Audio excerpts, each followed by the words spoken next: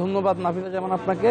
বাংলাদেশ দল গতকাল ম্যাচ শেষে আজকে টিম হোটেলে রয়েছে, তবে লিটন দাসের বিষয়ে এখন পর্যন্ত কোনো সিদ্ধান্ত আসেনি। আরও কিছুক্ষণ অপেক্ষা করতে হবে লিটন দাসকে শেষ পর্যন্ত আজ দিন অপেক্ষা করতে হবে, কারণ বাংলাদেশের জন্য অঘোষিত সেমিফাইনাল ম্যাচ। বাংলাদেশ যদি এই ম্যাচে জয়লাভ করতে পারে তাহলে ফাইনালে খেলার সম্ভাবনা তৈরি হবে। সে ভারতের সঙ্গে 28 থেকে ফাইনাল খেলবে, সেই কারণেই বাংলাদেশের প্ল্যানটা একটু অন্যরকম নিতে চায়। একাদশে পরিবর্তন আসে সেটি বলে অপেক্ষা রাখে না, যেমন একাদশে শেখ মাহিদিরও ফেরার সুযোগ রয়েছে, কারণ পাকিস্তান টিমের লেফটি অর্থাৎ বাঁহাতি ব্যাটসম্যানের সংখ্যা বেশি, সে কারণে শেখ মাহিদি ফিরতে পারেন এবং সেক্ষেত্রে বাদ করবেন কে সেটিও কিন্তু একটি গুরুত্বপূর্ণ বিষয় হয়ে দাঁড়িয়েছে। নাসুম শেষ পর্যন্ত একাদশে নাও থাকতে পারেন। সবকিছু মিলে বাংলাদেশের জন্য এই ম্যাচটি খুবই গুরুত্বপূর্ণ এবং বাংলাদেশের সমর্থকরা তো চাচ্ছে যে এই ম্যাচটির জন্য পাকিস্তানকে হারায়। আমরা যখন আসছিলাম গতকাল ম্যাচ শেষ করে গভীর রাতে, তখন কিন্তু পাকিস্তান না বাংলাদেশ সমর্থকদের মধ্যে কিন্তু তর্ক যুদ্ধ বেঁধেছিল যে এই ম্যাচে বাংলাদেশে এগিয়ে না পাকিস্তান আগে। তবে টাইগারদের জন্য স্বস্তির বিষয় যে তারা পাকিস্তানের বিপক্ষে তাদের মাটিতে সিরিজ জিতে এসেছিল, সেই স্বস্তিটা তো অবশ্যই আছে। কিন্তু টসটা গুরুত্বপূর্ণ, যদি টস বাংলাদেশ জিততে পারে, যদি দ্বিতীয় ইনিংসে